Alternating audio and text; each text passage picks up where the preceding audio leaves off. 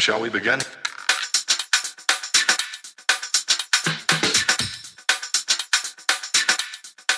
Let's begin now.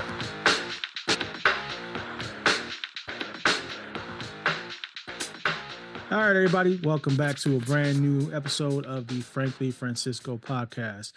Today's guest, his name is Mick, the Doctor of Digital Smith. He is here to discuss a new book that he has written and is trying to propose to come out. Mick, please introduce yourself to my audience and let them know about yourself and the type of work that you do.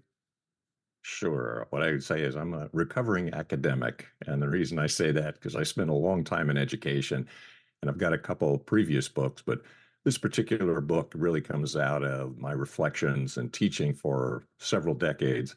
And what I wanted to do is try to put it in one place and hopefully make it accessible to a larger audience. So basically, recovering academic, but I do a lot of other things now. I'm also an author with a couple other books. I have 2 podcasts.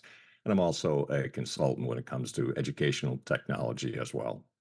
So you wear a lot of hats, and I'm not even gonna lie to you. I'm not even gonna begin to try to fathom the balance that you have to have with all those hats that you wear. So you have 2 podcasts. You are an author. How do you find that balance to be able to do everything? Because I have 1 podcast and I have a regular 9 to 5, and I'm exhausted. Well, it's a good question, but I guess it's part of my generation. So I'm a boomer, and what the boomers are known for is they work, and that's me. So although I don't do anything that's traditional, I definitely produce a lot of things. So I'm producing content and the podcast and the writing and all those things. And, I really enjoy it. I love it. The reason I'm saying I don't really do the academic work anymore because I've moved out of that. I did some executive region type director work and campus dean and things like that. But I also then started a technology and consulting business some years ago and, again, balancing it. So I'm not schizophrenic. Honestly, it's all one guy, it's all one person. But I do like to do things and I do like to produce. So people ask this question. I say, I never look at the things that I do as work because I used to tell my students and young people all the time if you find something that you love, you'll never work a day in your life. And that's my goal. So I'm producing things, but it's not really work. It's things that I enjoy and things I like to do. Yeah, you may be a boomer, but I'm Gen X. So I've been working. I've been working since I was 11 years old. So my exhaustion comes from trying to balance that, and I'm married with 5 kids. So I have a Wow. lot going on right now, and I'm working on my own book as well that I've been Great. laying off for like the last 10 years, and that has been a chore. So how do you find your inspiration for your books? How do you find the energy? What inspires you to do what you do? Well, it's a good question. So I think it's kind of a combination between passion and purpose. So I find that I'm very passionate about certain things. I have 3 topics that I feel as though I can somewhat responsibly address, and that also ties in with the books as well. So I wrote my first novel about parenting, custody, and parental alienation. That's Burning America in the Best Interest of the Children with a question mark. I also know quite a bit about music and I enjoy music, and I've been following this classic songwriter for about 50 years. So I wrote a book on him and have also adapted the novel as a screenplay. And in the meantime, I've also got this book because, as I was suggesting, I had taught mostly history and some other things as well. I was got a terminal degree. It doesn't mean that I'm dead, but it was the last degree I could get, and it was in world religions. So I taught world religions and history, and then it was a combination of all other kinds of things as well. But I think what I'd like to do is to have this be out as a work on history. And then it's a trilogy because the Burning America series is on both the parenting, this book on history, and especially after the pandemic, I want to say something about company life. And so all 3 were going to have the title in Burning America, but the subtitle is going to be a little bit different. So, in the best interest of the children is one book on history, in the best interest of the country, and the third one on company life in the best interest of the company. And those are the 3 areas I feel I can say something about after I've been bouncing around on the planet for a while. So you are on book 2, correct? Is that book done? Are you still making changes, edits to the book before you send it out to a publisher or self-publish? this particular one is now just going to be going out to publishers. And I have probably when a person applies to college, it's the same idea. So I've got a list of my top publishers that I want, those in the middle, and those that are okay. But the two books that are out already is Burning America and The Best Interest of the Children, and also On Track, Ian Hunter. Both of those are available on Amazon currently. So with this new current book that you have, this is the book of history that you're working on. Can Correct. you give us a synopsis of what, I don't want you to give everything away, but just a teaser as to what the book is actually about? What part of history are you talking about? Are you talking about now? Are you talking about the days of, because you said you were a boomer those days to up till now? What is the mix of the book? Yeah, it's a really good question. So, like any historian and anybody who writes, it's always a part of yourself. So, I'm obviously a product of my generation, which means that I grew up in the 1960s and the 1970s. And it occurred to me the two main events of the era were civil rights and Vietnam, and those were contentious issues. And then, by the way, oh, yes, we had riots and demonstrations. And oh, yes, by the way, we had JFK was assassinated, Bobby Kennedy was assassinated, and Reverend Dr. Martin Luther King was assassinated.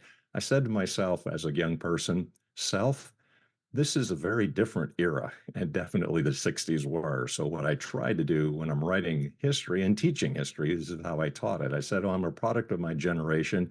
Music was really important.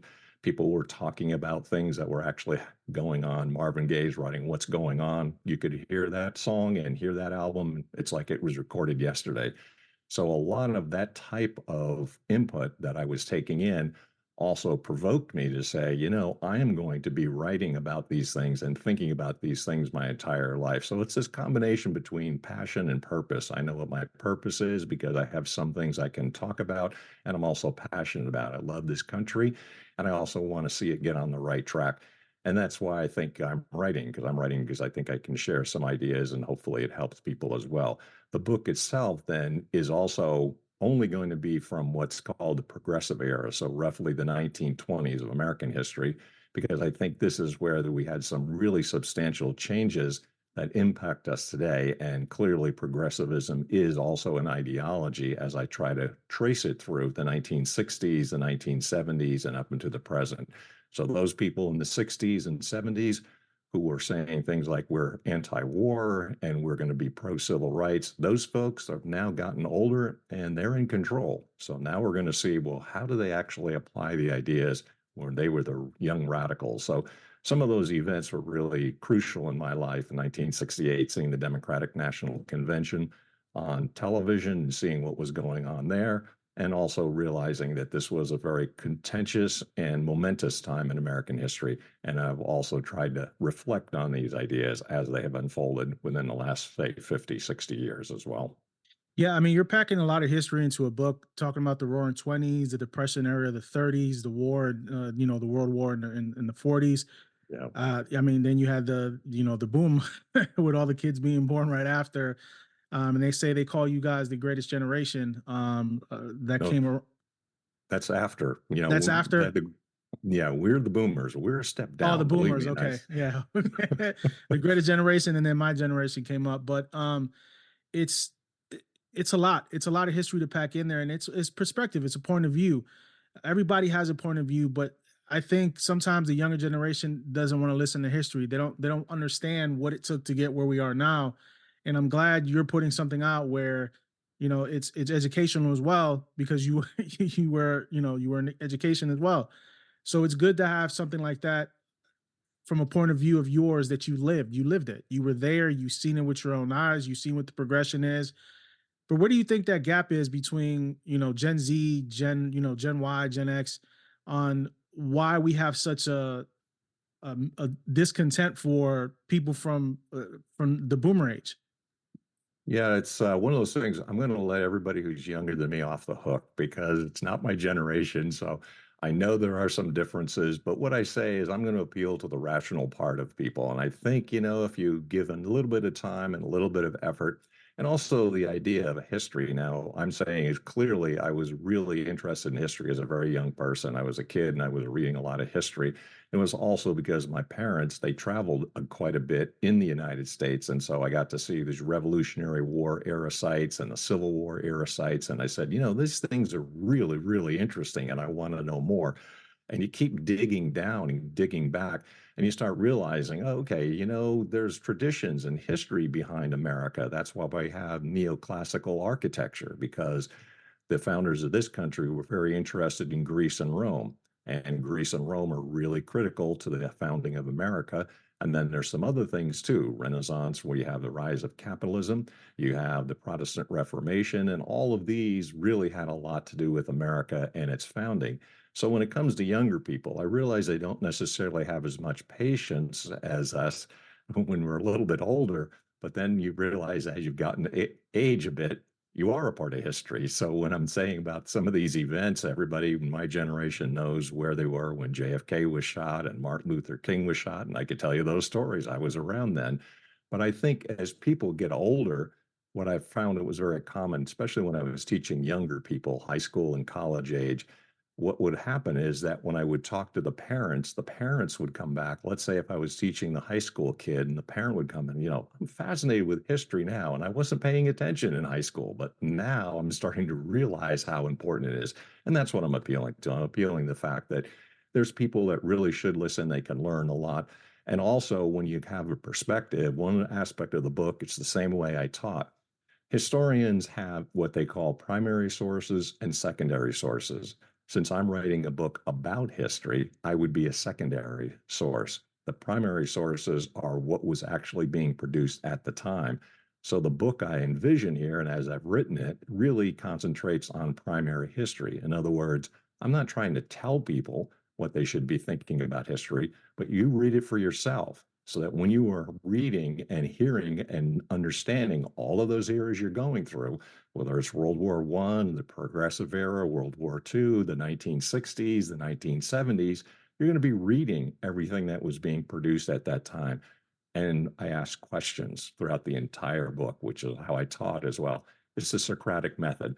I'm not trying to tell people what they should think, but I am trying to get them to think about it. And by asking good questions, a person can come up with some good conclusions as well. Well, I mean, we can't take everything at face value. You have to be able to ask questions. You have to be able to dig a little deeper to get the answers that you're looking for. And you're not always going to be satisfied with those answers. So you keep answering questions. That's the way I've always been. So when I interview somebody and they tell me one thing, well, let's go a little deeper. Let's go left. Let's go this way. Let's, ask another question on top of the question that was asked already, because the answer Yeah. maybe wasn't something that I was vibing with or clicked with. So I wanted to ask a secondary question and go a little bit deeper. And I can appreciate that about the book. You also said you were a teacher and you taught young high school kids and college age kids. What was that journey like for you? Because kids don't pay attention. Kids, they're in another world, especially this generation that's out now. Their attention span is like a goldfish, Yeah. 10 seconds and it's gone. So how did you keep kids' attention while you were teaching, for them to be able to retain the knowledge that you were trying to teach them? I think it's where it comes back to Socrates and the Socratic question, because he always kept asking questions. So one of the classes I taught, for example, was philosophy, and it's extraordinary frustrating for students to study philosophy because they're always looking for the answer and they look for the teacher or the professor to tell me the answer. Well, here's the problem, kids. I'm saying, look, I'm not telling you the answers to anything. That's not my role. My role is to get you to think and you to draw your own conclusions. And the way that you do that is to keep pressing for answers. When a person would say something, what do you mean by that? And can you define those terms? And do you understand what you're saying? Let's clarify what you're saying. So my result was always to get the student to come to their own conclusions and draw their own conclusions. I'm not trying to tell them what they should think or what they shouldn't think, but I also find this is unfortunately what a lot of education is, because education has become, that I've observed, it's more indoctrination than it is teaching. And that's a real problem. When I was in college, I'll give you an example. I was what they called the last refuge of Marxism in the world, because as the Soviet Union was collapsing, Where were the Marxists? Well, they were in American universities teaching history primarily, and I was a history major. Now, those people, I disagreed with them, but I certainly understood Marxism, and they also allowed us to have that freedom of expression to express our own ideas in contrast to what they were saying. And I drew my own conclusions. And so I've always admired that, and I try to do the same thing. But I can keep their attention by saying, and here's one of the things I know was successful, because a lot of students would come up at the end of the course and kind of sheepishly say something to the effect that, I was really avoiding your class and I really didn't want to take your class. But, now that I have taken it, I really understand a whole lot more and I'm glad I took it. And that's what I was looking for. I really wanted to help people and really wanted them to understand history better and benefit from it. So I taught it from a very practical point of view. It's not just memorizing dates and places and people and all those kinds of things. That's a boring approach to history, but it's always to unpack it and always to understand what does it actually mean and can you practically apply it. That's why the older person is often more attuned to history and wants to study it. Well, I love sitting down with older folks and hearing their history because they've lived their life. They've seen this stuff. They've seen it through their own eyes. So their take on it is completely different than say what your take is.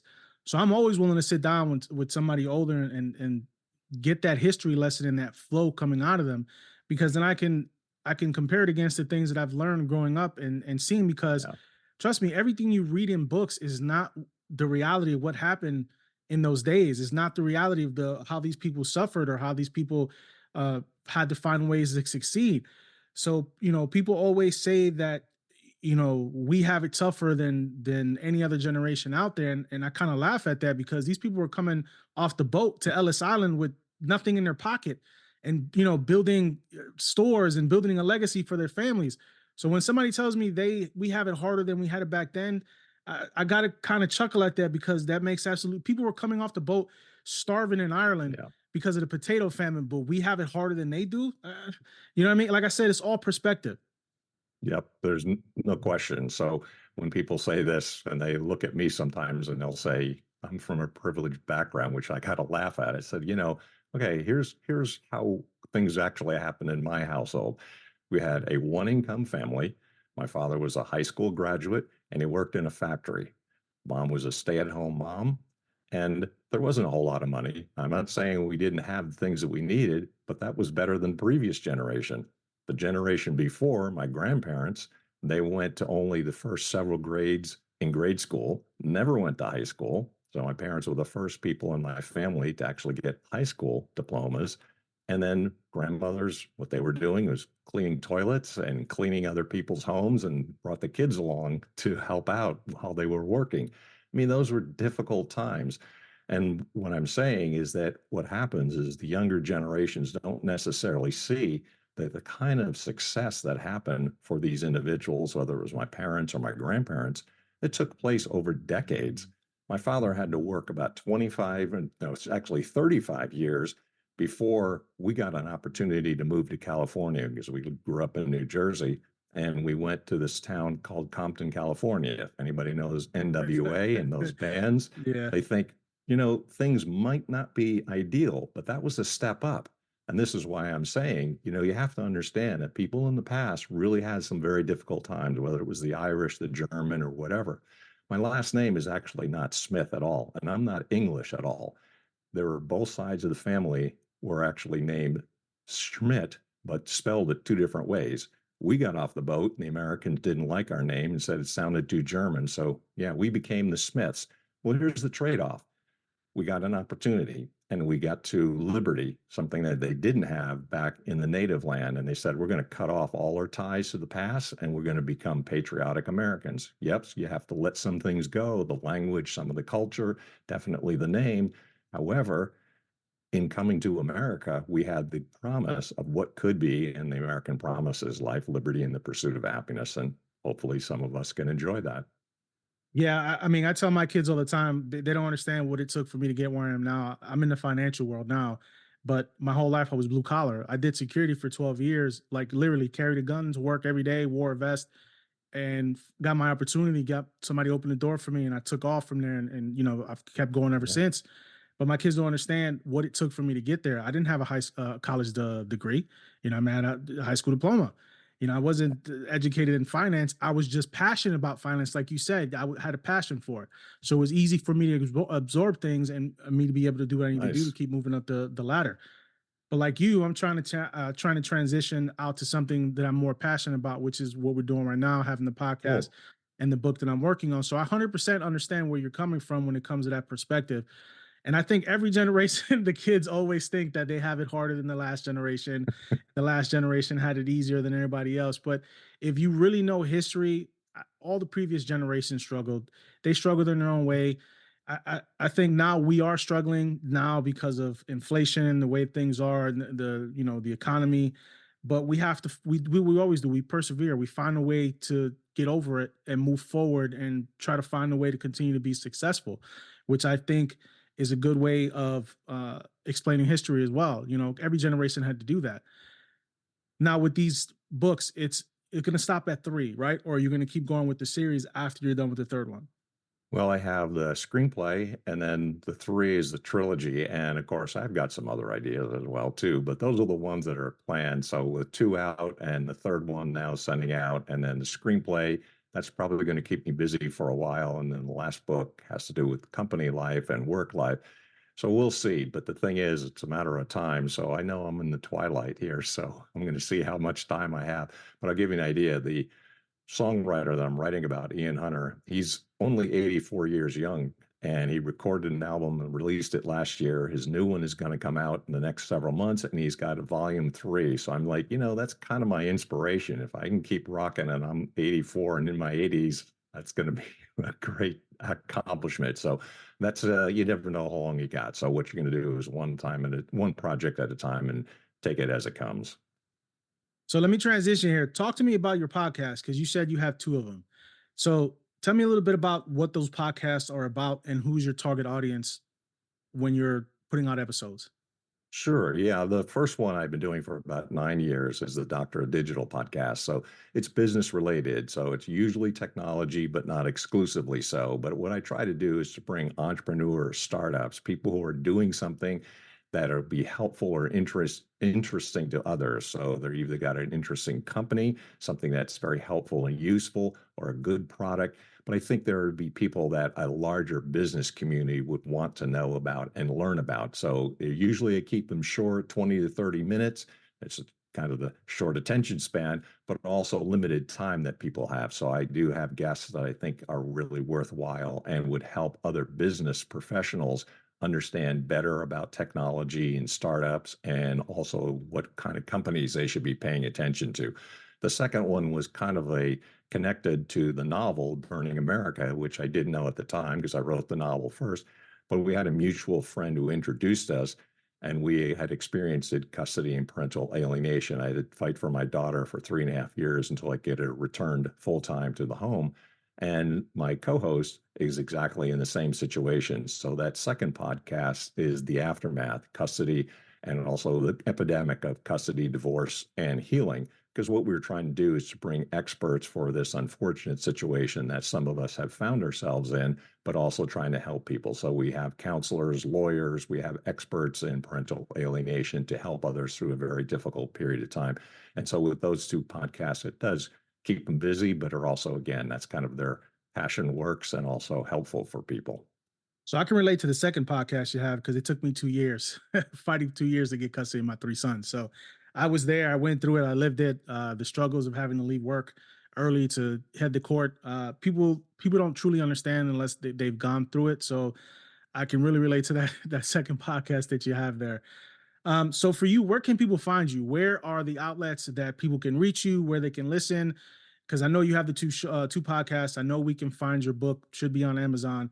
Where can people listen to you? Where can people contact you on social media?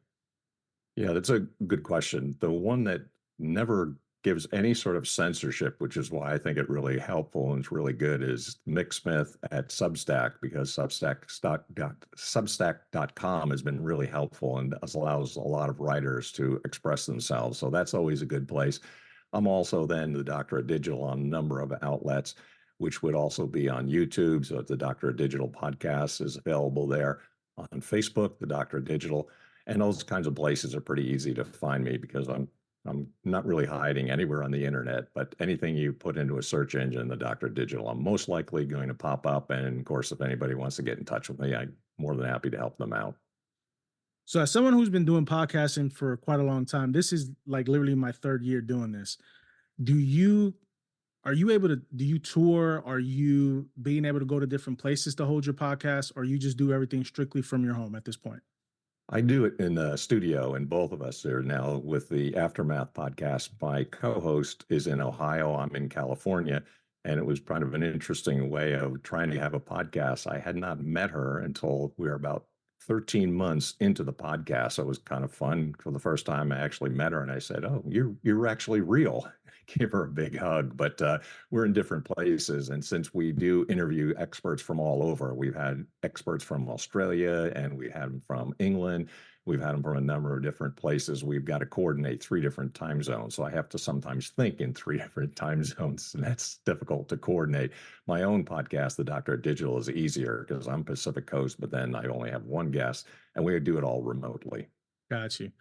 Got you. Well, listen, I appreciate you coming on the show. You are a plethora of information, the knowledge in your head. I could sit there and pick your brain all day on things because I'm always open to learning new techniques. I'm always open to learning new ways of doing things. So I appreciate you bringing some of that knowledge to the show. If people get a chance, go listen to his podcast, both of them, and go pick his book up as well. I appreciate you, man. I'm glad you came on. This was an interesting conversation because the more you talk, the more you see you lived a lot of the things you're talking about, which I can appreciate. But I'm gonna leave you with what I leave everyone with. No matter what anybody tells you, if you found your purpose, live it. Talk to you later, folks. And Deus Vult.